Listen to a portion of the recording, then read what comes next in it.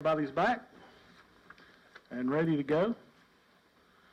We'll move back into regular session. And our next report will be the Director of the Health Department, Director Middick. It's good to see you this month, Director. Thank you for being here. Good evening. I don't have a written report, just a couple of updates to share with you all. First is regarding our construction project in our first floor of our health department. We are successfully through phase 2 of 3. We are still mostly on time, and we are still on budget, which is more important to me. So we are working on having the fire marshal come in and inspect those rooms for occupancy. Once that happens, we can move on to phase 3, which is the final part of our general clinic renovation. We have submitted plans to the city for renovations to our second floor clinics, so that's a separate grant, a separate pot of money, and a separate project. So I'll continue to update you all about that as we get through those phases in our building. Just wanted to quickly update you about flu season. I was at a meeting last week, heard the state epidemiologist discuss that we'll probably see an additional spike in flu before we're finished with our flu season this year. Usually we see flu types A and B come at separate times during the flu season. A and B came together this year, and we'll probably see an additional spike of A before we're finished. So if you haven't gotten a flu shot, we're still offering those at the health department and making appointments available to the public for anybody that wants to get those. I have had a few questions about coronavirus tonight from some folks, so I thought I would just briefly touch on that. Coronavirus is a family of viruses that cause pneumonia-like symptoms. If you remember 2008 SARS outbreak, and then the following couple of years we had the MERS outbreak in different parts of the world. Same family of viruses as those conditions. They cause pneumonia-like symptoms. And for those who have compromised immune systems, that's who we would be concerned about becoming ill from that. Latest I heard, there's about 2,700 people in the Asian countries who are experiencing the illness. Had a few confirmed cases here in the United States, but the CDC was on it very quickly. I know there was concern about a student at Tennessee Tech that may have contracted it upon visiting China. He tested negative for that. So not really concerned about it here much in Northeast Tennessee, but if international travel is something that someone's interested in, I would encourage them to check the CDC's website to ensure that they have all the information that's updated and know the vaccines they need to return back to the United States once they're finished with their trip. So I can answer any questions you may have, but that's all I had to share with you all tonight. Is there any questions for Director Middick? Thank you. Thank you. Our next item is the Director of Schools report, Dr. Flannery.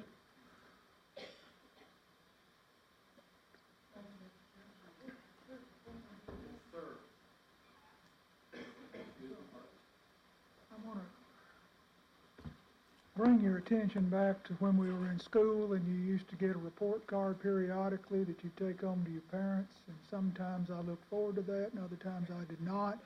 That may be a shared experience. According to state law, every school in the state of Tennessee, and that's 1,758 schools, and every public school system in the state of Tennessee, and that's 147 systems, has to get a report card every year. And I'm not proud of this one, so I want to spend just a few minutes going through this, if I can. There are 6 gauges of performance in Tennessee for Tennessee schools and school system. This isn't arbitrary. All 50 states have to negotiate with the United States Department of Education under rules set forth under the Every Student Succeed Act. You may have heard of that, seen it in the paper. That's been around in some form or fashion since 1965. And we'll hit each one of these. The first one is chronically out of school. That is, well, I'm not going to read it to you. You can read. Many of you went to Washington County School. This is a new one. This isn't absences. A student can be chronically absent from school and have an excused absence. A student could be out with the flu for 5 days, be completely excused by a doctor, but still count against the school system under the chronically out of school parameter. And of the 6 gauges, this is the one you want to go down every year. The rest of them you want to go up.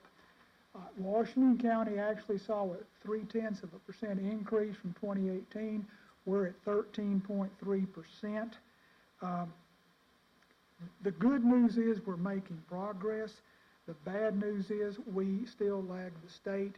The state's statewide, the chronic absenteeism rate or truancy rate is about 12.5%. Gentlemen and ladies, I would say that that is the single biggest challenge Washington County Schools faces right now is chronic absenteeism. And I will tell you that it's more of a high school problem than it is elementary, but it's something that we're focusing on every day. Next is our academic achievement score. These are those tests that nobody likes. Those standardized tests that come up from Nashville in hundreds of boxes that we have to take and that have been around in some form or fashion since the 60s. I can tell you that 44.9% of our students are at or above grade level. That is a 3.7% increase from 2018. The state average is 36%. Of the 16 school districts in Northeast Tennessee, Washington County ranks number 3. The only systems ahead of us are Kingsport and Johnson City. And Kingsport's only 2% ahead of us. So as far as the county public school system goes, our teachers and our students are getting the job done. Student growth is next. This is a measure of our students gaining as much as they should be from year to year. You might have heard was this school is a level 3 school, or this teacher's a level 4. The highest you can get is level 5. And for that school year, Washington County is a level 5 school year. Only about 5% of the entities in the state of Tennessee can get that high. We're going to celebrate that because it may not happen again next year. But right now, Washington County is a level 5 school year. Or it's a level 5 school system, rather. Next is our ready graduate rate. It is no longer enough to just graduate from high school. You have to demonstrate that you are a ready graduate. The main way our students do that is with a high ACT score. They can do it by taking the ACT Work Keys exam, which the County Commission, we're very glad to say, subsidizes that for Washington County schools. They can take it or become a ready graduate by taking multiple advanced placement courses. We offer a dozen at each high school. They can get industry certification, which is something that you're hearing more and more about. You can become a certified nursing assistant. You can become an ASE certified mechanic in high school now. These are among the many ways that you can become a ready graduate in Tennessee. 45% of our graduates that year were ready graduates. That's a 2.7% increase from the prior year. The state average is 40%. Now, this is brand new. This is something that the state invented. So we're working on it really hard these days. Our graduation rate in the the class of 2018 was a 93.2%. That's 0.4 of an increase. That's a hard one to get to move. The state graduation rate is about 90%. This past year, the class of 2019 set an all-time record in Washington County. That was a 94.54% graduation rate. It's the highest it's ever been. Any record that we can find. Daniel Bean just blew it away. Theirs was nearly 97%. So we were really pleased with that. The last one is what's called the progress on English language proficiency. I cannot give you a number on that because we don't have enough. We have less than 30%, less than 30 students in all of Washington County that qualify as an English language learner. Now, some of the communities near us have a great many students that qualify under that, but our number of ELLs, English language learners, is low and gets lower every year. For whatever reason, your guess is as good as mine. That is the report card for Washington County Schools for that school year. It looks really good. Washington County operates 2 really good public school systems. I think you ought to be proud of it. I will entertain any questions you might have. Is this presentation on your website? It is not. I can put it there. I can send it to any commissioner that would like to have it. The report card itself, which goes into far more detail, is actually on the State Department of Education's website. You can look at each of our individual 16 schools and see how they're doing there. But, I'll be glad to send this, but there's a lot better data at the State Department's website. Yes, sir. Anything else? Dr. Flannery, just one thing. You talked about Washington County being third. Was that overall in those numbers with Johnson City and, yes, that's, Kingsport? so we're better than, I don't want to say better, we outscored, say, Elizabeth and Greenville City, Bristol, all those. If we wanted to try to get to number 2, what would be the 3 things we'd need to do to get there? Okay. First is attendance, as I said. You can't teach them if they're not warming a seat, and we're working on that every day. We've got some new laws in Tennessee. We've got a new structure in Washington County, a multi-tiered approach to convincing some of these kids that they need to come to school. I've been in this long enough to where you see a family that I taught the grandparents at Crockett. Well, their kids won't come to school, and now the grandkids won't come to school. So it tends to run in families. We're trying to short-circuit that. Next thing is early grade literacy. If they're not reading proficiently by the end of the 3rd grade, they're in trouble. And we're going to work on that in the coming budget. It has been a priority of mine, of the staff, and of the school board now for as long as I've been superintendent.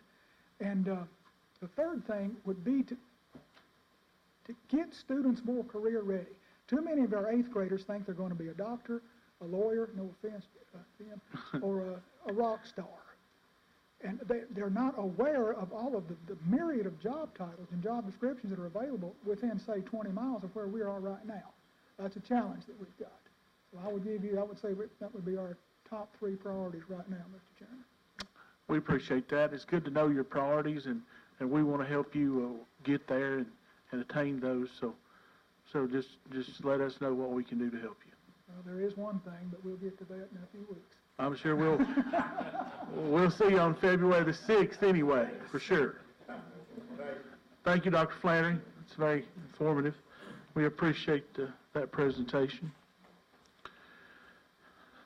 All right, our next item is the Audit Committee report. Commissioner Malone. Yes, thank you. The Audit Committee doesn't meet that often, but we did meet earlier this month, and I'm grateful to those from our community that serve on that important committee.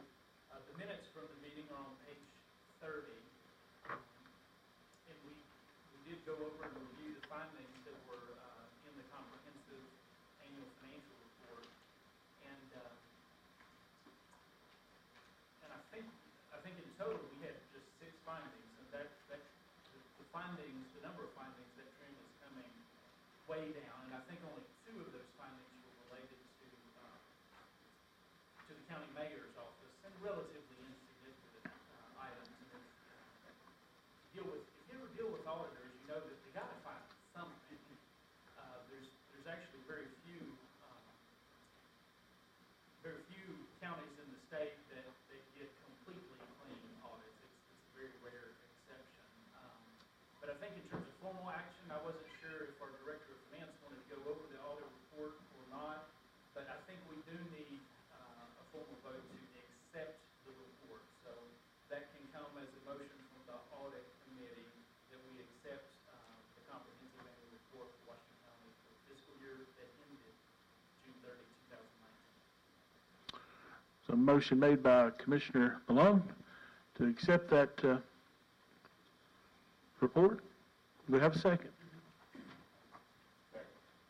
Seconded by Commissioner England. Discussion or questions? Yeah, no, I'm not sure if the mayor or if our Director of Finance have anything to add. You all have a hard copy of it tonight. One of them takes some really good reading. It is the same number of pages as last year, 279. And you have 84 pages of footnotes, so enjoy it.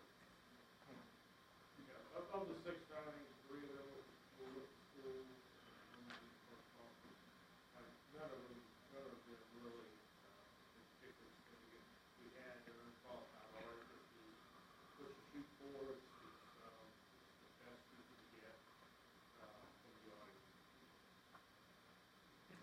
I will add that the representatives from the state that we did visit with, they were very complimentary of the county, director of finance, and this team, so thank you.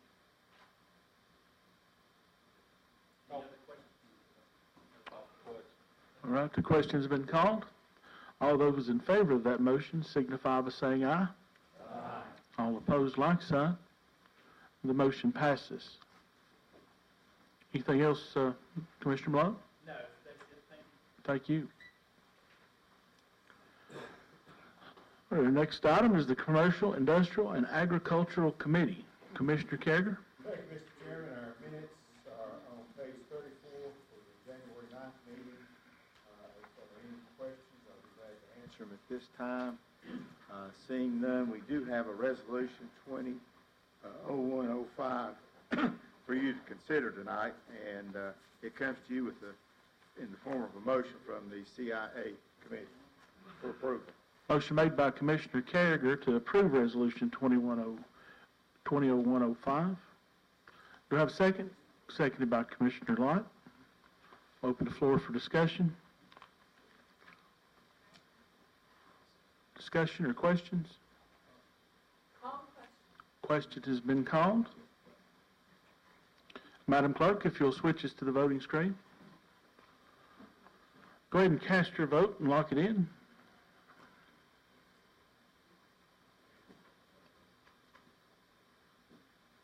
Madam Clerk, if you'll announce the vote, 14 yes, 0 no, 1 absent, the resolution passes. Anything else, Commissioner Carriger? No, Mr. Chairman, that ends our report. Thank you.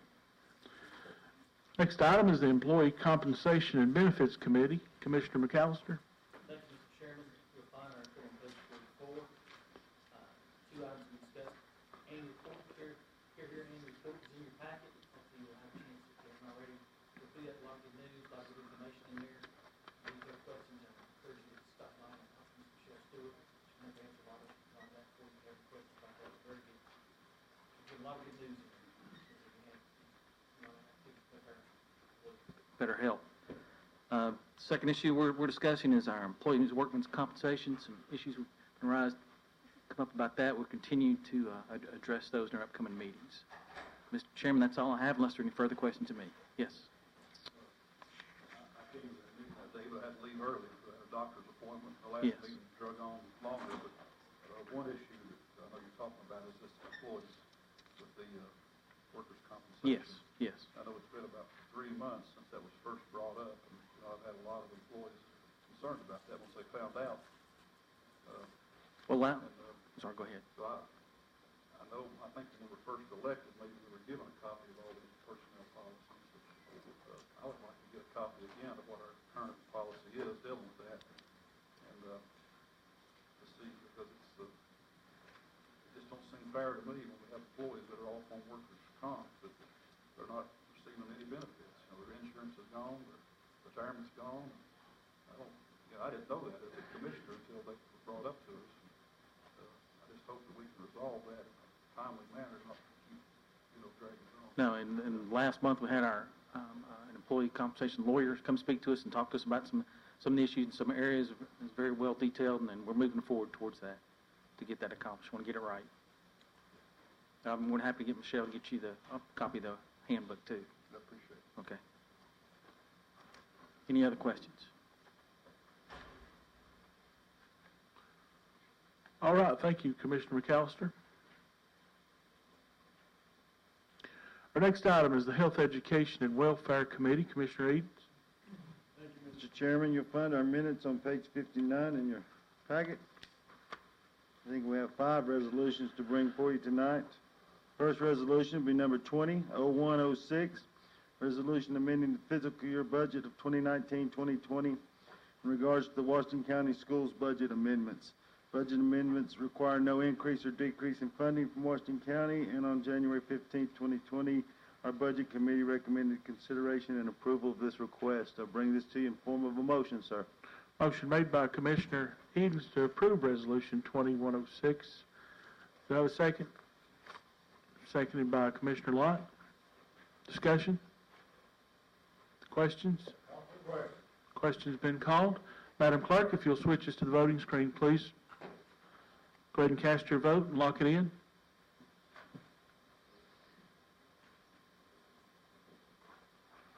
Madam Clerk, if you'll announce the vote, 13 yes, 1 abstained, 1 absent, and the resolution passes. Commissioner Edens? Thank you, sir. Next resolution will be resolution number 20-0107, resolution amending the fiscal year budget of 2019-2020 regards Washington County Schools food service budget amendments. This budget amendment also requires no increase or decrease in funding from Washington County, and on January 15th was recommended for approval by our Budget Committee. Bring this to you in form of a motion, sir. Motion made by Commissioner Edens, seconded by Commissioner Davenport to approve the resolution. Discussion? Question has been called. Madam Clerk, if you'll switch us to the voting screen. Go ahead and cast your vote and lock it in. Madam Clerk, if you'll announce the vote, 13 yes, 1 abstained, 1 absent, and the resolution passes. Commissioner Edens? Thank you, sir. Next resolution is number 20-0108, resolution authorizing the purchase of propane school buses funded from the Capital Projects Fund for fiscal year 2019-2020 in the amount of $464,560 and authorizing related interlocal agreement. This also was approved and recommended January 15th by our Budget Committee. Bring this to you in the form of a motion. Motion made by Commissioner Edens, seconded by Commissioner Lott to approve the resolution. Discussion? Commissioner Jones? Just a comment to say that our, the grant writer for the school district wrote a grant to Volkswagen to fund the offset, the cost of buying more expensive buses. And what this means is that we have the opportunity to try something new and run clean fuel in a few of our buses and see how it goes. And I think it's really great, and appreciate the Washington County schools trying something like this. I think it's really good and worth mentioning. I couldn't agree more. Thank you, Commissioner Jones. I know they've done a great job with the grant writer. Any further discussion or comments or questions? Question's been called. Madam Clerk, if you'll switch us to the voting screen. Go ahead and cast your vote and lock it in.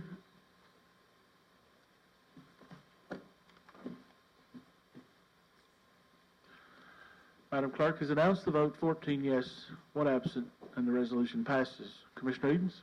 Thank you, sir. Next resolution to consider is resolution number 20-0109, resolution amending the fiscal year budget of 2019-2020 regards $3,000 donation to the Washington County Library approved by our Budget Committee on January 15th and to approve this request. Bring this to you in form of a motion, sir. Motion made by Commissioner Edens to approve the resolution, seconded by Commissioner Lott. Discussion? Questions? Questions been called. Madam Clerk, if you'll switch us to the voting screen. Go ahead and cast your vote and lock it in.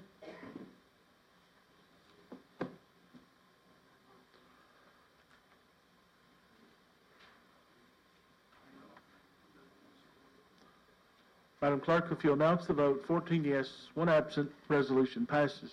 Commissioner Edens? Last one. Resolution number 20-01-10 is a resolution authorizing the refund of $50,000 escrow deposit and execution of all related documents. This comes from a fully refunded to Washington County in the event of elected not to purchase the McCoy property that we were in consideration for. Bring this to you in form of a motion. Motion made by Commissioner Edens, seconded by Commissioner Lott to approve the resolution. Discussion? Questions? Questions been called. Madam Clerk, if you'll switch us to the voting screen. Go ahead and cast your vote and lock it in.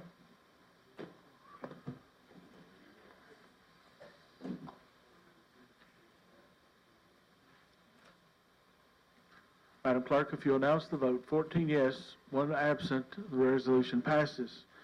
Commissioner Edens? That's all we have, Mr. Chairman. Any questions for Commissioner Edens? All right, thank you. Next report is the Public Safety Committee report. Commissioner Wheeler.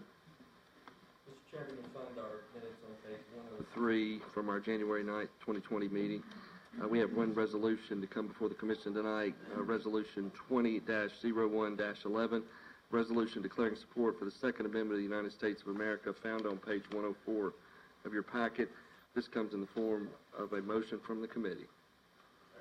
Motion made by Commissioner Wheeler, seconded by Commissioner Fitzgerald. Discussion? Question? Commissioner Jones? I just want to comment that I was really impressed and appreciative of everyone who came to speak tonight on both sides. I felt like people who got up and spoke were very respectful. I felt like we had an air of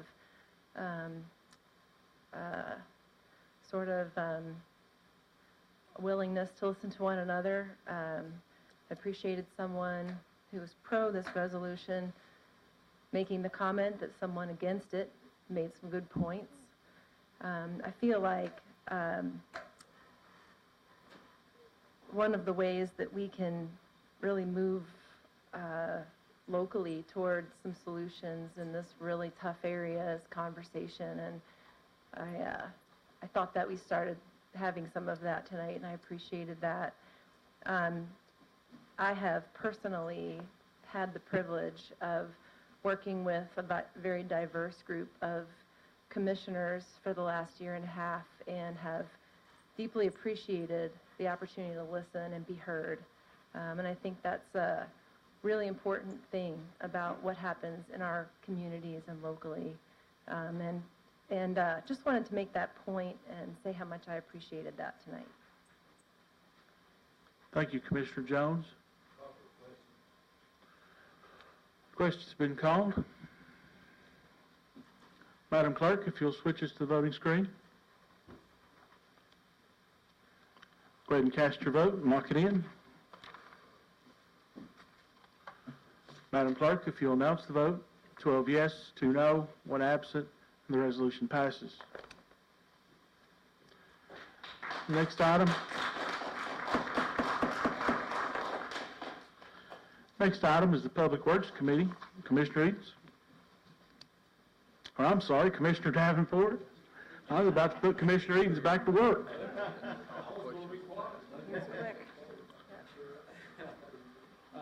You'll find a report of our meeting on page 107. First resolution is resolution 2001-12, resolution authorizing the disposition of highway department surplus property on Dove deals. All right. That comes to you in form of motion. Thank you, Commissioner. Seconded by Commissioner Edens. The motion was made by Commissioner Davenport to approve the resolution. Discussion or questions? Call for question. Question's been called. Madam Clerk, if you'll switch us to the voting screen. Go ahead and cast your vote and lock it in.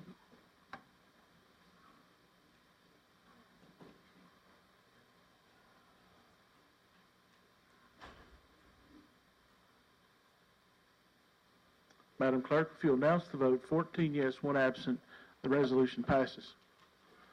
Next resolution we have is 2001-13, resolution authorizing the repair of a sinkhole at the industrial park and related interlocal agreement and other costs associated with economic development.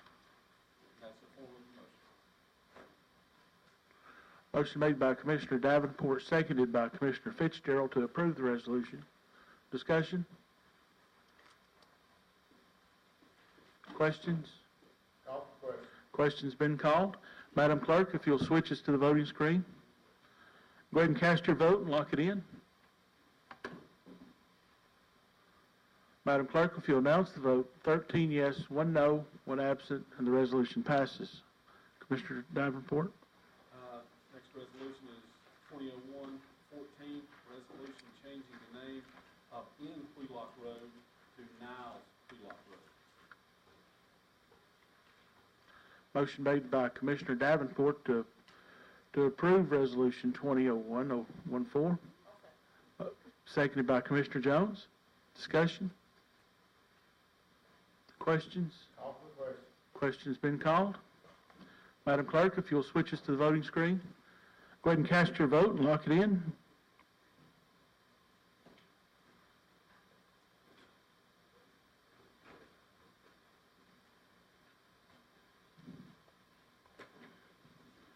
Madam Clerk, if you'll announce the vote, 13 yes, 1 abstained, 1 absent, and the resolution passes. Okay, next resolution is, 2001-24, acceptance of proposal of the Tennessee Department of Transportation to construct a bridge over Little Limestone Creek. Motion made by Commissioner Davenport, seconded by Commissioner Lott to approve the resolution. Discussion? Question? Question's been called. Madam Clerk, switch us to the voting screen. Go ahead and cast your vote and unlock it in.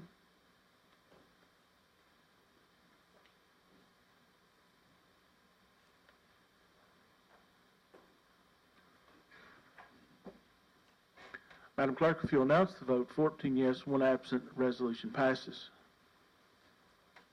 Our next resolution is 2001-26. I think we have a change in this resolution, Superintendent Deacons.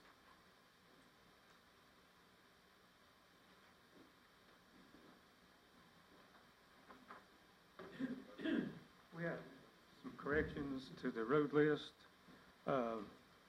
One of the commissioners called and brought one of them to our attention. Not on the agenda, but on page 7 of the road list. Y'all have a copy. When we voted to change the name of Brethren Church Road, to change the spelling, that was not corrected. So after 3 years, we missed that. So a debate. So whoever called, I appreciate that very much. It's supposed to be spelled correct, B-R-E-T-H-R-E-N now. And then on page 8, Buchanan Road, we had it in block 1, it's supposed to be in block 2. On page 8 of the road list. And then if you go to page 15, Dean Archer Road, it's in block 4 as in road number 640-A, and then block 3 as 640. It splits in the blocks there at Leedy Lane, so we corrected that part there. And then on the last page of 77, the corrections we made on a double entry, I think your all shows 2,200 and some miles of road. Well, that's not correct. We had one double entered on miles instead of feet, so it should be 964.0093633749. So basically, 964 and 110. And also, that would change the number of roads, would be 1,494 is how many road names we have. So with 1,494 road names and 16 entries on every road just about, we're going to make a few mistakes. So, but every 10 years we update a road list, and we're going to do that in February because when I took office we had right at 700 miles of road. Now we've got 900 and some, so we try to keep our 4 blocks that most of you are familiar with equal mileage. So where we have the most growth, that's where we have most increased mileage. So we try to keep it equal. So that's coming up. So we may find more mistakes. If we do, we'll bring them to your attention. Is there any questions? Anybody have any questions? Thank you, Mr. Then I see you, Mr. Thank you. Deacons. So is it appropriate here to give this resolution with the changes? Yeah, let's ask the county attorney if she wants a formal motion on that, or we can just go ahead and make those corrections. Yes,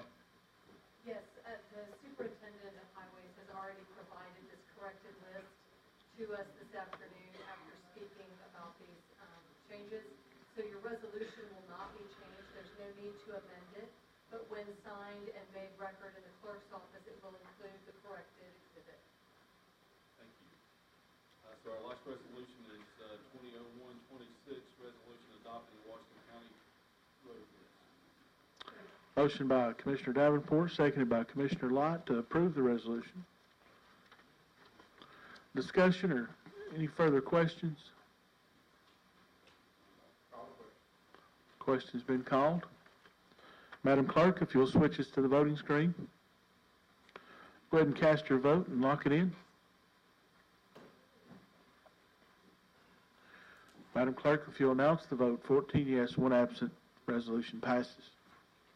Commissioner Davenport? Anything else? All right. All right, our next report is the Purchasing Committee. Commissioner McAllister, looks like you all were busy for the Purchasing Committee. I'm not the chair of that committee. Well, according to our last records, 2019, you were.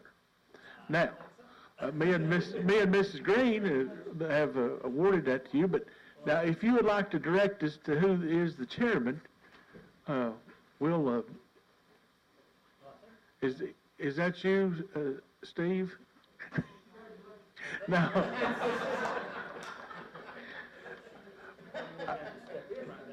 I think we missed the last election of the chairman of the Purchasing Committee. Did he do a good job? Mr. Davenport did a real good job. I'm going to have to step in. Oh. Since I was there, Mr. Davenport and I were there. But you'll see our minutes were on page 202.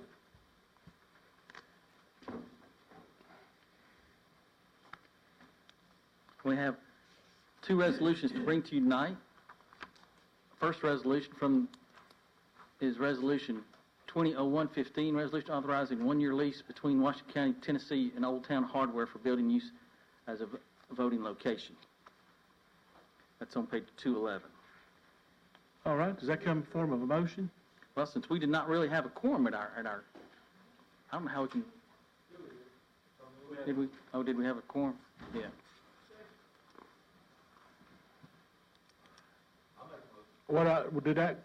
Are you bringing that in the form of a No, I'm not. motion? No. But Mr. That's it. But Commissioner Edens just said he did. Okay. We have a motion to approve the resolution. Motion made by Commissioner Edens, seconded by Commissioner Light.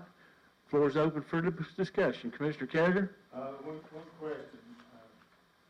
$95,000 1 year, that's giving me a little hard time.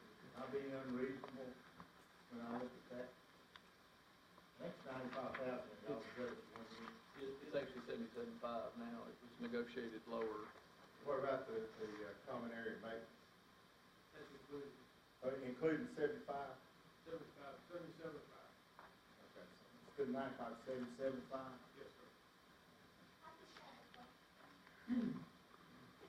Commissioner Williams?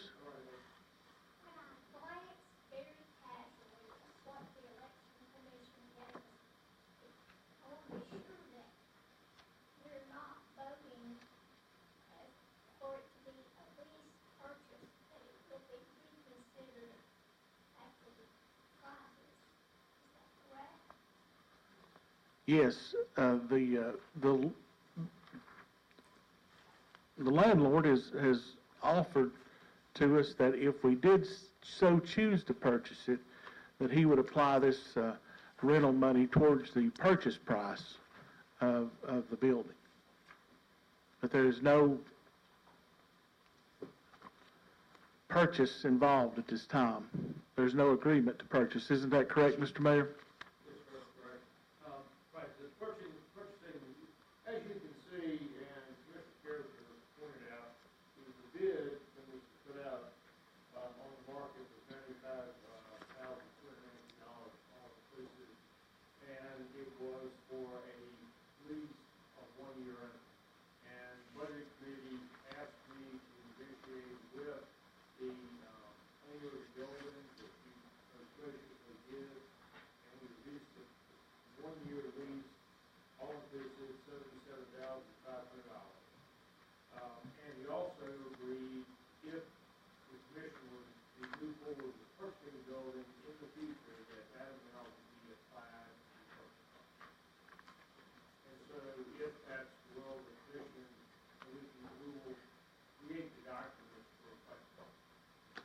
Thank you, Mayor. Did that answer your question, Commissioner Williams? Commissioner Carrier? All right.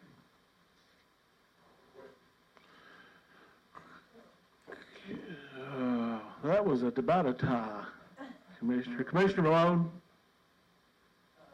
Yeah, if I may, I just wanted to clarify, of course, we had some discussion about this in budget, and I commend the seller. He has certainly been, I think, flexible and patient. But I just wanted to make sure that I fully understand. The plan is, as I understand it, to lease it for the 1 year for the sole purpose of it serving as a voting site. And Mayor, am I understanding that correctly? So the election commission is not moving their offices or anything like that? Mayor, they would have full use of that building, though. Is that not correct? Whatever they so choose to do in this year, they would. There's no restriction, but as you recall, when this building was being considered for purchase, it was $300,000 bill now in order to accommodate the office space, which is not existing. Yes. Commissioner Jones?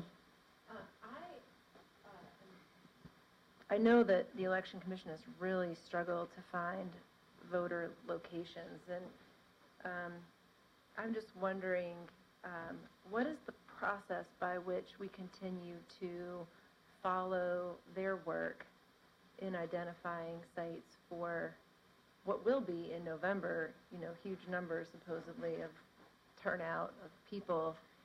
I still feel a little heartburn in those words of that amount of money. We're really only needing that building for 3 early voting periods, which is a few weeks a piece.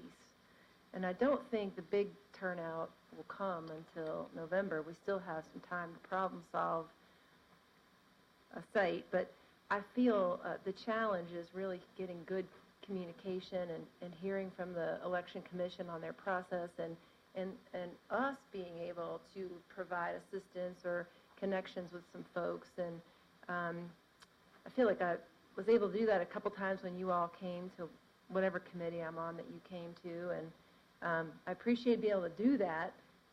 Would do it some more if I saw you, but I don't see you all that often. Is there a way to get more communication back and forth, even if we pass this? We need communication. This is a big election year. A lot of people come in to vote.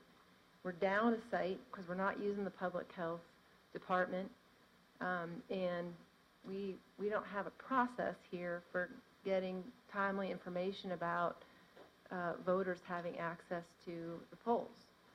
So can anybody answer that question? I don't even know who this is directed at. Anyone who knows the answer can answer it. Sure. Remember back close to a year ago, I guess, the CIA election commission came in and brought all these concerns up to us then. They were looking for a site. They were looking for something in Johnson City better because the health department was shut down. They had the school and the city was going to leave it. They were concerned what was going to happen out there. So I know we need communications, but I don't think it's the election commission to blame. They came to our meetings twice, and we approved that resolution way back when. Right. And I've been to several budget meetings. They've been to, for months now, they've been coming to budget meetings, stressing their concerns. So I don't know if it, Yeah. I just hate to see them get labeled as not communicating, because I think they've been pretty vocal about the fact that they need it. Sure. And just to be clear, not that they're at fault, but that a process for them communicating is not in place. I just haven't had the opportunity to hear more follow-up on the identification of sites, and just wish that was a better process. I feel like we actually went with them and toured some sites and tried to help a little bit with that, but it's hard to keep up with it when they don't report to any committee or structure on a regular basis. I think, Commissioner Jones, one of the issues right now is time is drawing nigh. That's right. And, we're running out of time. Right. And I was in the courthouse today, and it was very busy, and the first thing I saw was election training downstairs. So always when you saw that sign for the election workers to be coming to train, you knew the election was getting pretty close. So that even brought it more urgency, I guess, to my attention today, that we really don't have a optimal plan other than the current plans that we have. I guess at some level, that's my concern, is that we're only addressing a short-term issue and not more of a long-term. Right. And as a short-term solution, this seems like a very expensive one, because since they're not moving their offices, we're paying $77,500 for the use of a building, really. I understand we have the full use of it for a year, but realistically, it's going to serve as a voting location, and so it's going to be used just a matter of weeks. And so it seems like an expensive solution, an expensive short-term solution when we're not addressing the long-term. And relative to the long-term, is it, and I'm not sure who can answer this question, perhaps the mayor, perhaps even the chair, but did I understand that there are plans that exist to actually build a new election commission building on this side of the road? There were plans in 2006 that were designed to do that. However, those plans are somewhat aged, and the cost would be uncertain at this time. However, you know, you can look at it in two different ways. There is a set of plans, and there is some estimate. Whether you build that set of plans out into the ACE building, or you build that set of plans into a brick building across the street. Well, I don't know what that best option is, and I think we don't have the time to really sit down and digest through all of that right now. But I think, you know, the election commission, being the body of its own, probably needs to look at those and kind of weigh out what their wishes were. The election commission, and back in 2006, I assume, I don't even think, that's been some time back.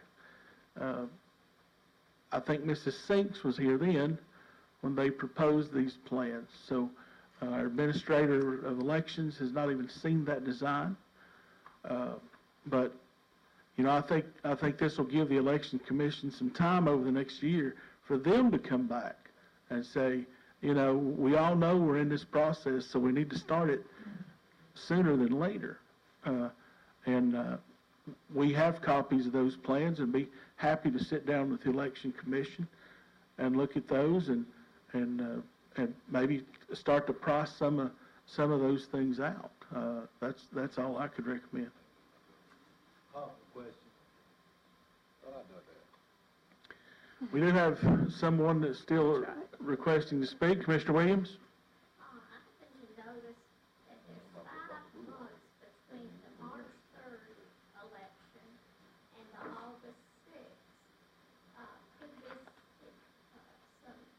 Could be examined during those 5 months as to what a more permanent plan might be if we're not going to go with purchasing codes? I would hope that we could bring back something before the coming budget year to be considered before then.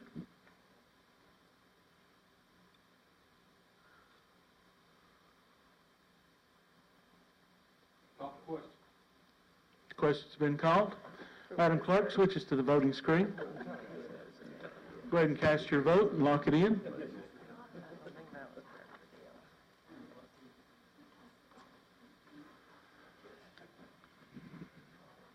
Madam Clerk, if you'll announce the vote, 9 yes, 5 no, 1 absent, and the resolution passes. All right. So back to me, Mr. Chairman. Back to you, Okay, Commissioner. All right, so we have, next resolution is a resolution authorizing a 5-year lease between Washington County, Tennessee and the Pentecostal Johnson City for Princeton Arts Center building to be used as a voting site. Okay. I'll go ahead and bring that as a motion. There's a motion. So motion made to approve that resolution by Commissioner McAllister. I'll second. Seconded by Commissioner Jones. Floor is open for discussion. Call for question. Hold on. What's that? Okay, Commissioner Williams, go ahead. Princeton. Commissioner Williams? I'm sorry, I didn't hear you. Is it good? All right. Any, did I miss anybody? Was anybody had any discussion? Okay. And the question was called. Madam Clerk switches to the voting screen. Go ahead and cast your vote and lock it in.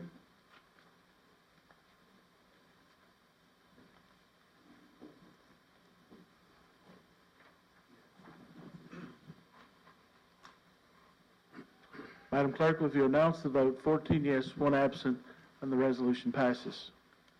And that is all that I have from the purchasing committee, Mr. Chairman. Well, thank you. You done a good job, Thank you. Commissioner McAllister, not to be the chairman, I'll tell you that.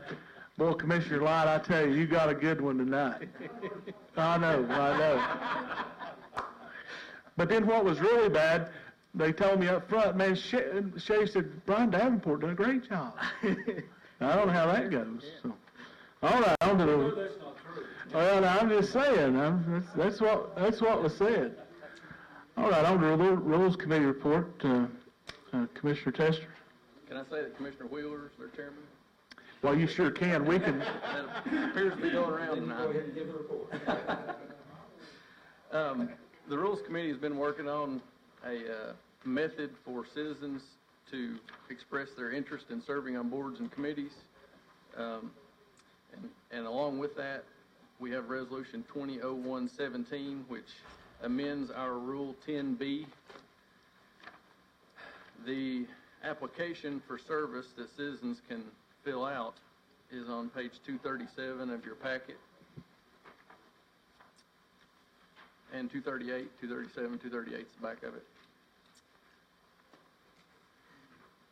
Basically, there's two different types of situations that we can get into.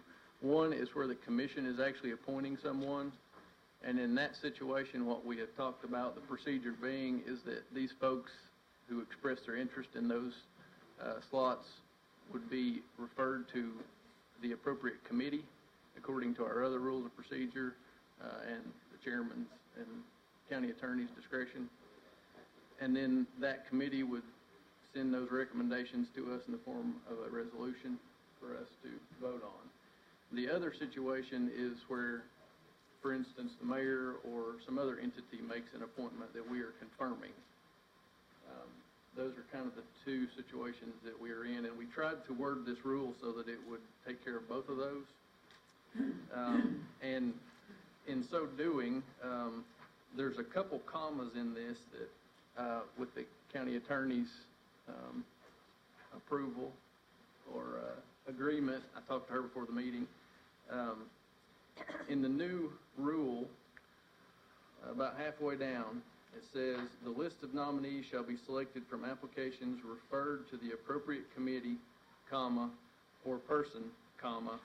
We want to take that second comma out after person so that it reads committee or person or entity making the appointment to be considered, because that's kind of the two situations we have, the committee making recommendations, or we may have a situation where there's a person or entity that's making an appointment. So that second comma after person, and then a couple lines down, there's another second comma after person. I believe from our discussion earlier, we can consider those as typos. Absolutely. And approve the resolution without officially amending it. I agree. Okay. Does anybody have an issue with that? All right. Well, then I make a motion on behalf of the committee that we approve Resolution 200117. motion made by Commissioner Tester, seconded by Commissioner Wheeler to approve the resolution. Discussion or questions? Questions been called? Madam Clerk, if you'll switch us to the voting screen. Go ahead and cast your vote and lock it in. Madam Clerk, if you'll announce the vote, 14 yes, 1 absent, the resolution passes. Anything else, Commissioner Tester? That is it, unless anybody has any questions.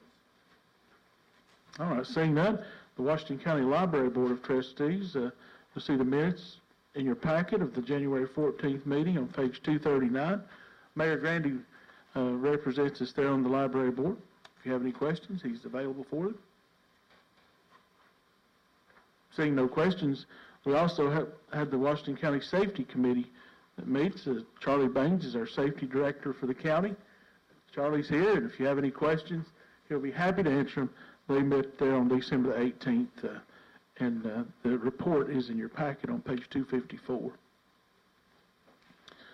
All right, last but not least, the Budget Committee, Commissioner Wheeler. Mr. Chairman, you see the minutes from our January meeting at page 260 of the packet. We have several resolutions for the Commission's consideration this evening. First is found on page 269 of the packet, resolution 20-01-18, resolution amending fiscal year budget 2019-2020 regarding Highway Department for consultant on programming 3 dump trucks. This comes in the form of a motion from the committee. Motion made by Commissioner Tester, seconded by Commissioner Light to approve the resolution. Sorry, I'm still on the other page. When it starts to get down towards the end, you know, my only backup is Commissioner Wheeler here, so, you know. Let's don't go there. Yeah. Okay. Motion made by Commissioner Wheeler, seconded by Commissioner Light. Discussion or questions? Commissioner Tester? I just have a question. $12,000 seems like an awful lot of money to do some programming. Am I missing something? Can anybody explain that? Mr. Deakins is here. Mr. Deakins, if you'll come up and explain to us a little bit about what this programming is. It may be perfectly legitimate, but it just seems like a big number. Can you tell us what programming is on 3 dump trucks?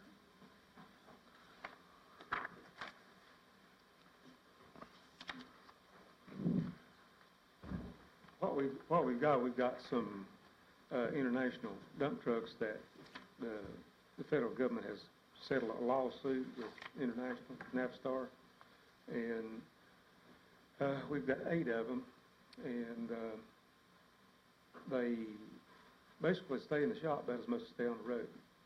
So we have found a private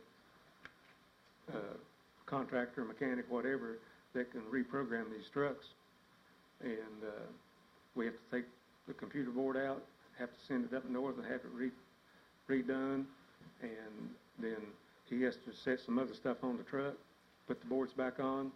We've done one that way, and we've got 8 of them.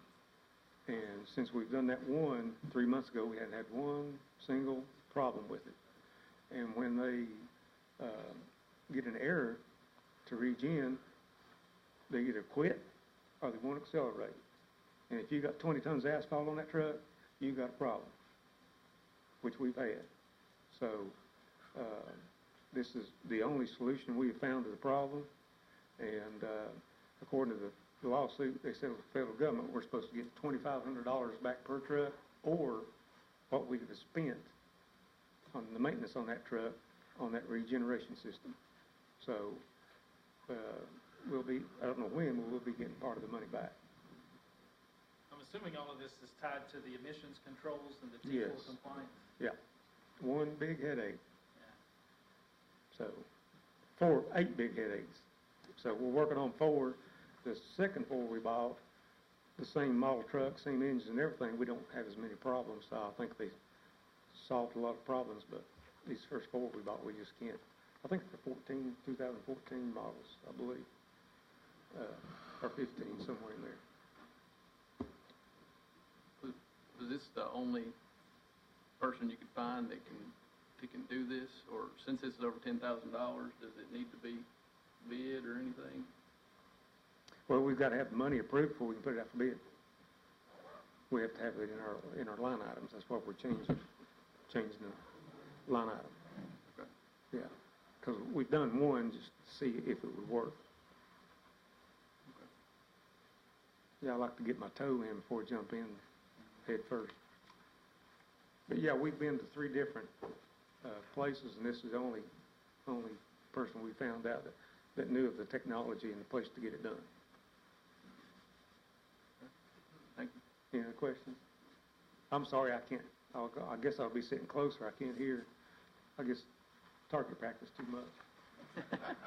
I was afraid you were going to make me try to explain that. Call for the question.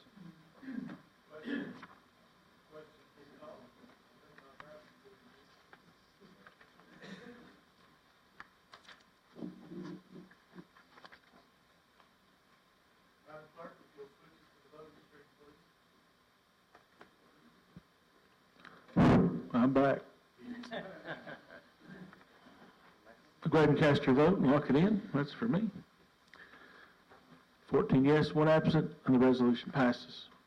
Commissioner Wheeler? Our next resolution is found at page 272 of your packet, resolution number 20-01-19.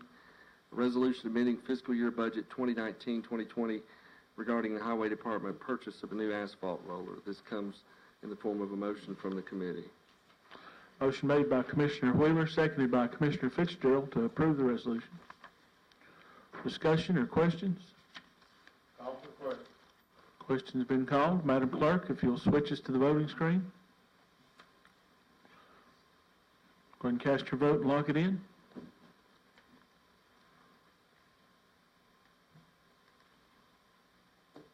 Madam Clerk, if you'll announce the vote, 14 yes, 1 absent, the resolution passes. Commissioner Wheeler? The next resolution is found at page 275 of your packet, resolution number 20-01-20, a resolution amending fiscal year budget 2019-2020 regarding legal services to replace 2 Apple desktops with Hewlett-Packard Elite 850 laptops, docking stations, and monitors, along with the applicable software. This comes in the form of a motion from the committee. Motion made by Commissioner Wheeler, seconded by Commissioner Malone to approve the resolution. Discussion or questions? Question. Question's been called. Madam Clerk, if you'll switch us to the voting screen, go ahead and cast your vote and lock it in.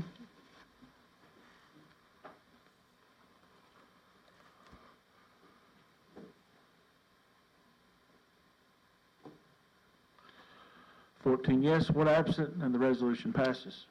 Commissioner Wheeler? Mr. Chairman, with respect to resolution number 20-01-21, I need to recuse myself, and Commissioner Malone has agreed to present that resolution to the Commission. All right. Commissioner Wheeler? Or Commissioner Malone? Yes, resolution number 20-01-21 is a resolution amending the fiscal year budget for the fiscal year to appropriate funds for a portion of the initial Jonesboro K-8 project planning and design costs. This is not new money. It is just rearranging the line items to match what was approved in terms of the Jonesboro School project. And this sets aside the dollars out of capital accounts for the architectural design and planning cost, the portion at which it's estimated would be incurred during the current fiscal year. So this does come in the form of a motion from the Budget Committee. Motion by Commissioner Malone. Do we have a second? I'll second. Second by Commissioner Jones.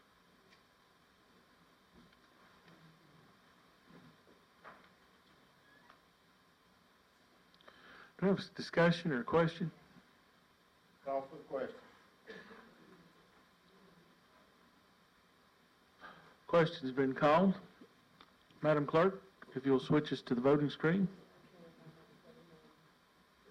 Hold on a minute. Yeah, we got to switch up here a minute. Yeah, we need to change that.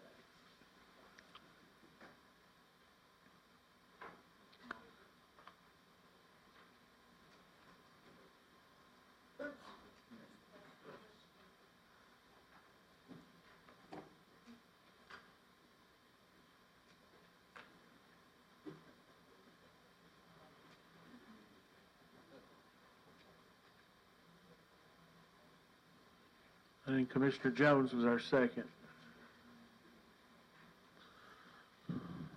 All right, now we're back to the voting screen. Question's been called. Go ahead and cast your vote and lock it in.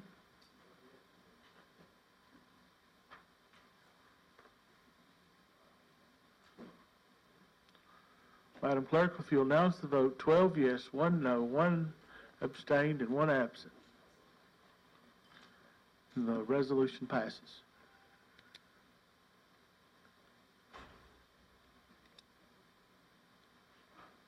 All right, back to you, Commissioner Wheeler. Yes, sir. Thank you, Commissioner Malone. Our next resolution is found on page 281 of the packet. It's resolution number 20-01-22, resolution approving the rate of compensation of the delinquent tax attorney. This comes in the form of a motion from the committee. Motion made by Commissioner Wheeler, seconded by Commissioner Malone to approve the resolution.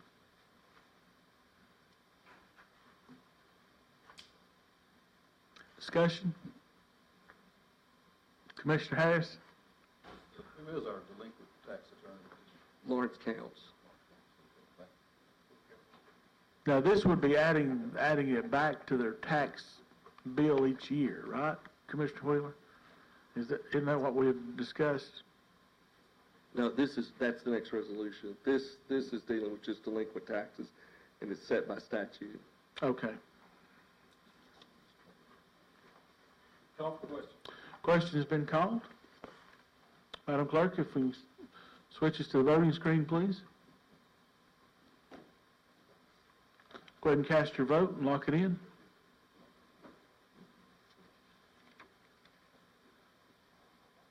Yeah, I was one ahead of you, Commissioner Wheeler. 14 yes, 1 absent, and the resolution passes. All right, Commissioner Wheeler.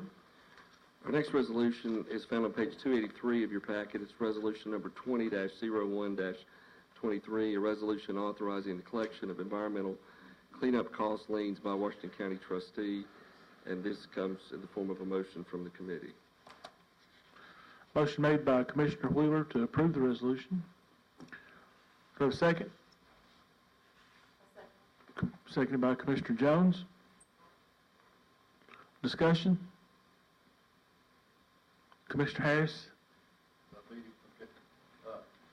I'm all for people paying, clean up, but I can hardly wrap myself around voting. My concern is, could this potentially take somebody's property? I would hate for us to vote, or I would hate to vote for something like we know a devil in every down there in the woods. She's 80 years old, still working at Ingalls. 82, and she's one of the people that the county's dealt with, and I'm all for cleaning the property up and attaching it to her property. Eventually we'll get the payment. I would just hate to vote for anything that could potentially put somebody like that out of their house. That's my concern with this. A couple of things. If it's sold, if there's, and we're not just looking at one. We've talked a lot about trying to treat everybody the same. And in a lot of these situations, if there's an environmental issue, and I'm not talking about overgrowth, I'm talking about meth lab, things like that, those properties may sell at a loss. We may never recover anything. We may end up stuck with the property. If we've got a lien on it, it goes up for sale. So those are what we've been talking about is we've been looking at about roughly $60,000, $70,000 of cleanups that need to be done right now. And we have rolled them forward while we talked about how do we start to deal with this. And so, including the one you're talking about. So we're seeing that, these are not situations like the speaker mentioned earlier where somebody, especially a commissioner, has not written a citation. I mean, these are things that the zoning office has been working with these people for years on in some cases. Then we get legal involved, and we're paying outside counsel thousands and thousands of dollars to work on each one of these cases, which we'll never recover, by the way. We don't get that back. That's not part of the lien. So we need to do something to figure out how we're going to continue to pay for this. We're in a situation right now where everything we're spending out of the general fund, we're going to have to go back at the end of the year right now and adjust our policy to lower our reserve to be able to put money back into the general, into these expenses that we're approving. So we're already looking at nearly $1 million of doing that. My concern has been, and I think I've shared this with the Budget Committee, and the Budget Committee's voted to recommend this, is that, we approved 60,000 more. We're already sitting at 100,000+ in liens that may not get paid for 20 years, some of them longer than that. If they keep it in the family, we don't collect anything. So if in those situations, we're just building up more and more that the rest of the taxpayers of Washington County are funding. I didn't mean to say we just pick her out. That's just one person. Right. In general, but I guess my question is, with this, if passed, could we put somebody out of their house to sell it and collect our debt? Just like any other tax lien, yes. Currently, we can't. Currently, what we have, we bill it against their taxes, and if it's sold, like you said, it may sell for less. I'm all for cleanups. I mean, I deal with Bobby. I think Bobby France does a fine job. I deal with him a lot, but, when you clean a property up, too, I think the benefit is it helps the whole community. Whether we collect anything or not, the neighbor's property value goes up because we cleaned it up, and it helps everybody. Hopefully, the person that we clean up will straighten up. That ain't always the case, I know, but I just don't know how I could ever vote to potentially put somebody out their house. Currently, it does not get billed with their taxes. That's part of the problem. They don't ever see it again. A lien gets placed down at the courthouse. Next summer, we get to do it again. Next summer, we get to do it again. And some of these people are repeat violators that we have no way to collect on unless we change the way we're doing things. It just sits there. And each time we do that, by the way, each summer we do that, we're paying, and I don't know, we're looking at the average cost or cost figures, but my guess is going to be we're spending several $1,000s each time we do that. What would be the percentage now that we're collecting, doing it the way we're currently doing it? Since they've been keeping track of it, we've got I believe 80,000, roughly 180,000 in liens that may have collected back. I can't remember the number. I believe it's 64, Commissioner, and I think it's 167 still outstanding. So that would be in the 200-something thousand, but I don't know how many of them are more than 10 years old. So If I may, Mr. Chairman, I just want to be clear when we're using these terms. These are judgment liens, and I know that the resolution is worded, it's talking about them being collected, the liens being collected through the trustee's office, but they will not become, quote, tax liens the same way, just so that the trustee's office has that accuracy in what they are, because tax liens and the collection of a tax lien has statutory authority. So that addresses some of Commissioner Harris's concern as well. I think that the statute authorizes the trustee to collect these judgment liens as he would any other taxes, which means sending the notice, which, as Commissioner Wheeler points out, we don't know that these notices have been sent out since the liens were put on them, but they will not become tax liens per se. I think the trustee's office has worked out that first step to ensure software capability to make the distinction of those two amounts.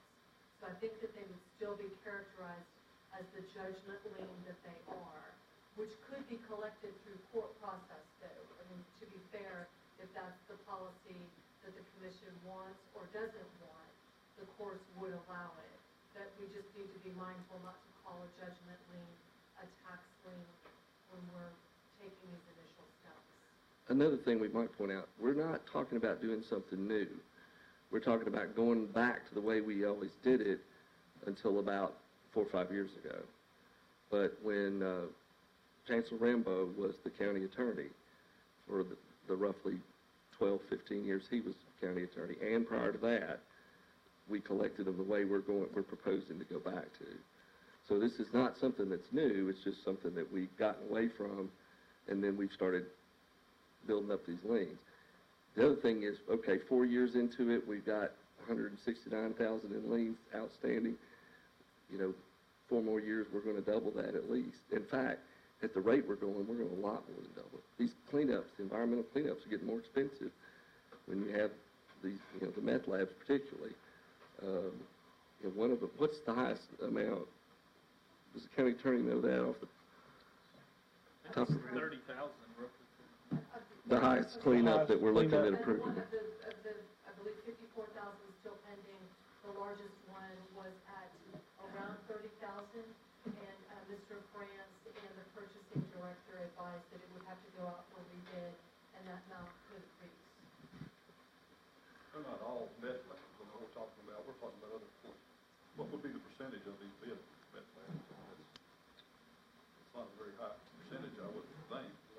With certainly a high percentage of the actual dollars spent. What would that be, But I mean, the more costly ones are the ones that are expensive. Well, of the four or so we've got right now, maybe 5, there are 2, I think, are meth labs. So it is, that's a fairly high percentage, really. So why are we paying to clean the inside of meth labs? Those houses are normally, they're quarantined off, and there's actually paperwork filed with the Register of Deeds office to do that. I don't know why we would be going inside of a house to clean our meth lab. I don't know that we're cleaning it up as opposed to getting rid of it.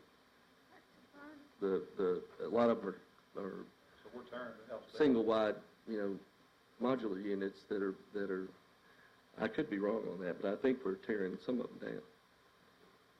And at times there's a remediation of the property. Excuse me, Commissioner, just your background on that. Commissioner Malone, did you have a? Yeah, just a couple points if I may. I think as I understood what the county attorney was saying, since these are not tax liens, technically you could not use this to force somebody out of the house and sell it.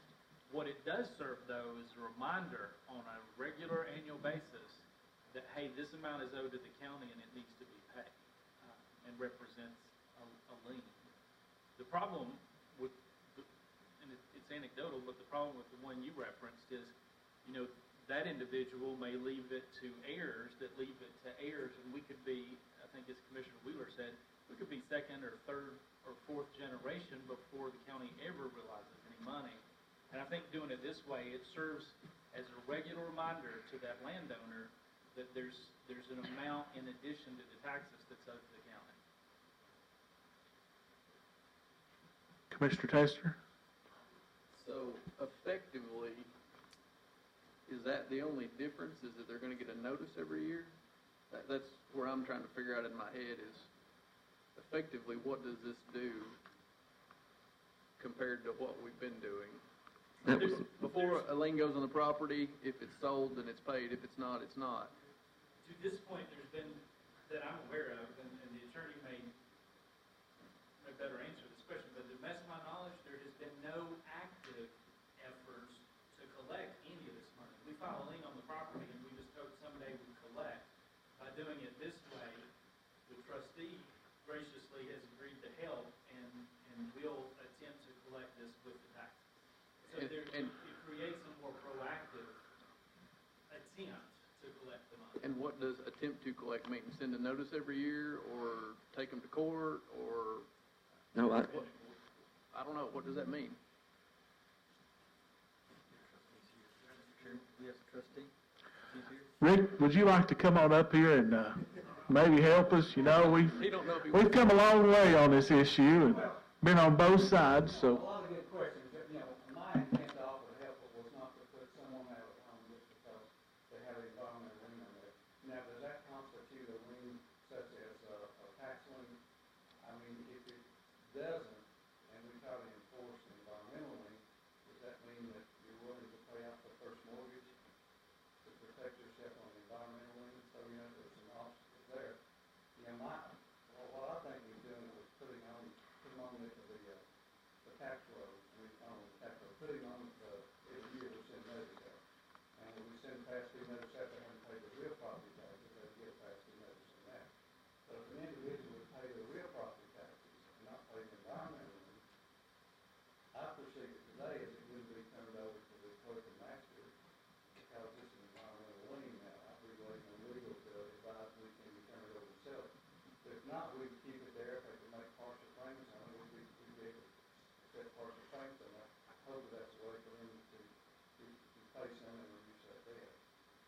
they don't pay the real property taxes after a year and a half, like this year, first of April, we turned over 2018 taxes.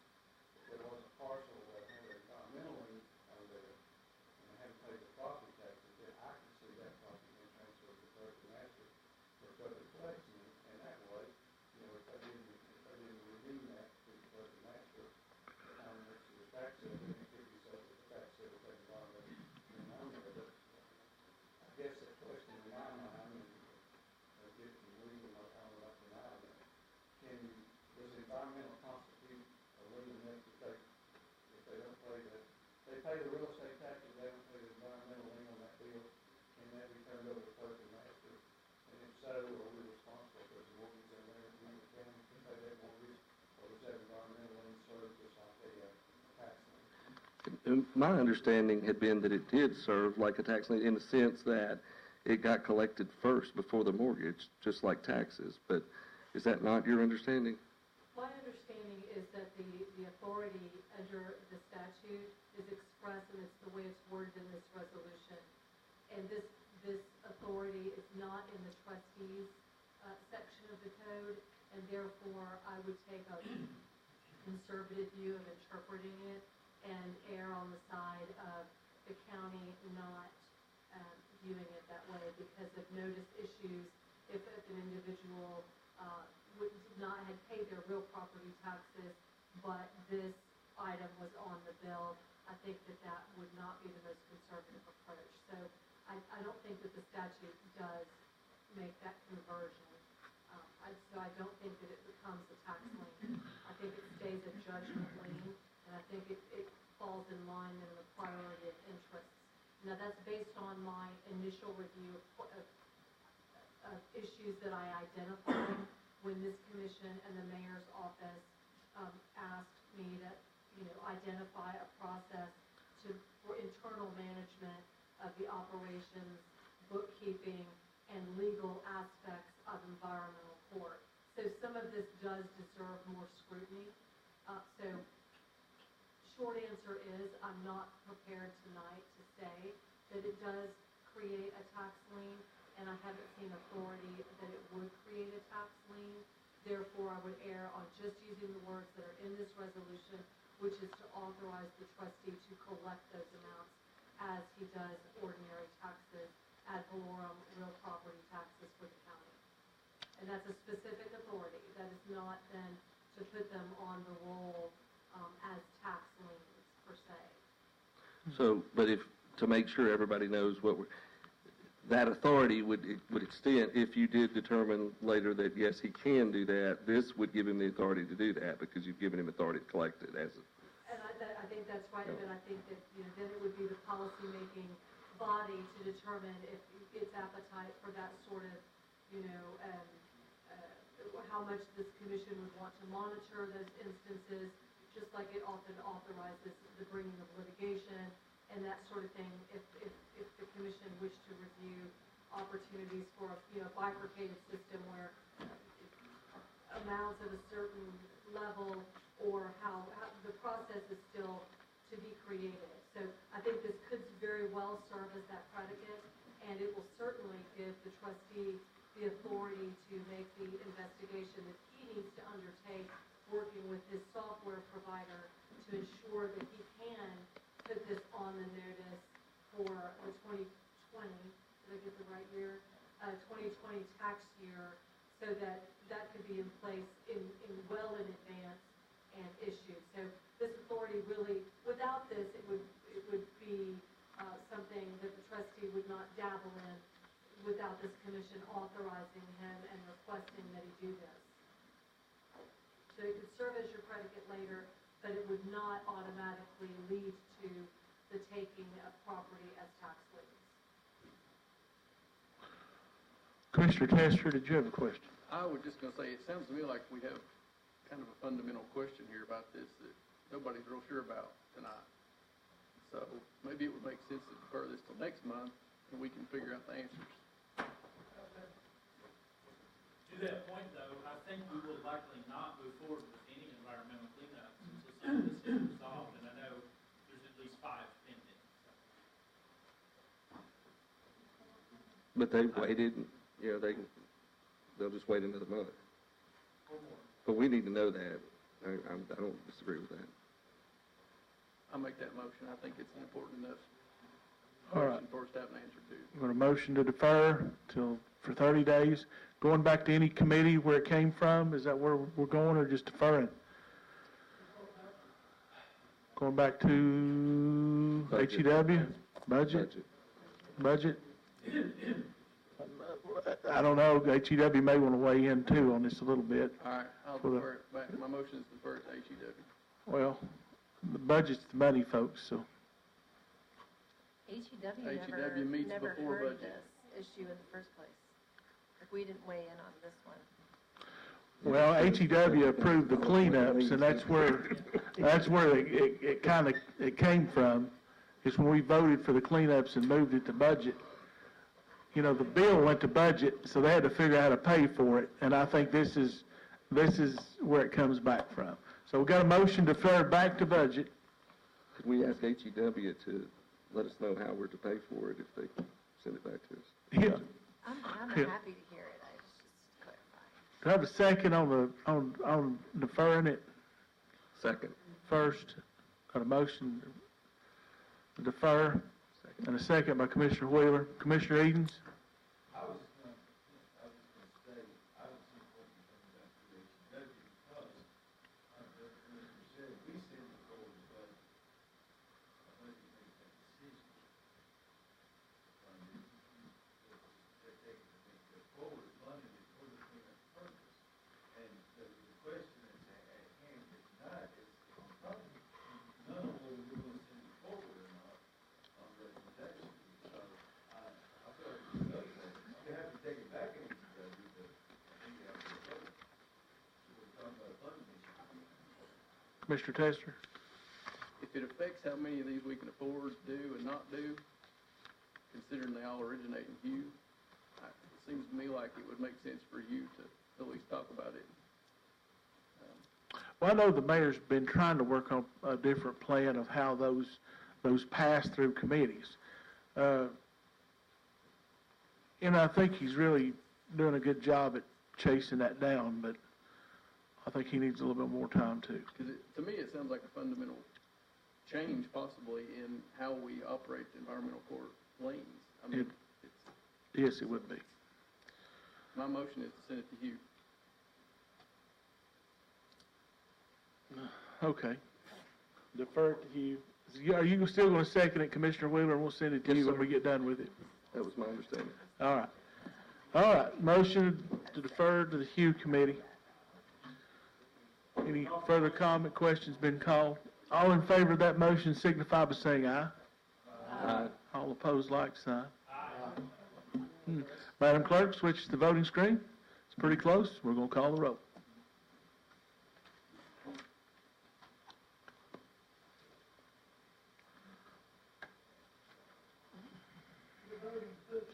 We're voting to defer is yes, to not to defer is no.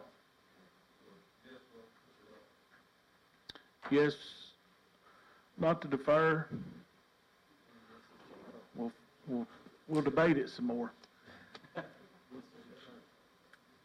All right, Commissioner Harris, if you'll lock her in, we'll come up with a number. All right, 10 yes to defer, 4 no, 1 absent. Motion passes. It'll be deferred to the Hugh Committee on February the 6th at 1 o'clock. All right, Commissioner Wheeler, is there anything else in the Budget Committee report that we need to That's the end of our report. study? We have no old business report. We do have a resolution on the notaries. Uh-oh. Real quick, in November, resolution 19/11/17, the commission considered and approved the resolution to apply for a site access grant for an industrial park for $135,000. That's $94,000 worth of state money, and it has a match of $40,500. The good news is we have been awarded this grant, and so now we're going to be on the hook for $40,500. The IDB last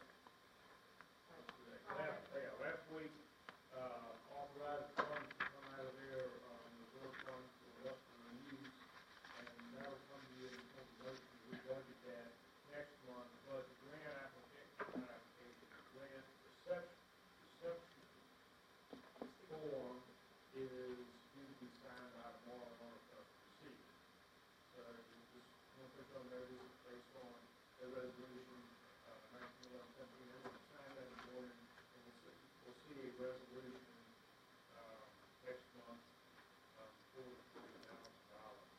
The last thing is, fund financials for the county, for the quarter, which is as of December 31st, are on the website. They're available to you if you want to start them on public. There's a few copies up here, so I'd like to take a look. Thank you, Mayor. We appreciate you publishing that report on the website for everybody to view. I know it does reduce the amount of packet that you receive, and being over the many pages we had this time, it would have added lots to it. All right, back to the resolution that we were getting ready to consider is 2125 is a resolution approving the election of notaries public for appointment or reappointment for Washington County, Tennessee. Have a motion to approve. Motion made by Commissioner England, seconded by Commissioner Wheeler to approve the resolution. All in favor of that motion signify by saying aye. Aye. All opposed, like sign. Matter of fact, we can't do that. Madam Clerk, take us to the voting screen. Now, I'm telling you, it's getting late. We missed Mexico. We've just got a lot done in a little time. Yeah. We could adjourn for a 10-minute break and come back. No. All right, Madam Clerk, if you'll announce the vote, 14 yes, 1 absent, and that resolution passes. We do have a few things we need to do before you run away too far. We've got to remember County Government Day, March 2nd and 3rd in Nashville. If you want to go, Sherry has to know by February the 7th. That's just, so let her know one way or another if you're going. Thank you, for Commissioner Jones, for all your hard work on our session on Saturday. If you missed it, you missed out. If you were there, it was awesome. We appreciate all your hard work. Thank you for all you do for us, and we appreciate it again. Thank you. Appreciate everybody being there. It's great. Do I have a motion to adjourn? All kinds of motion and a second to adjourn. All in favor of that signify by saying aye.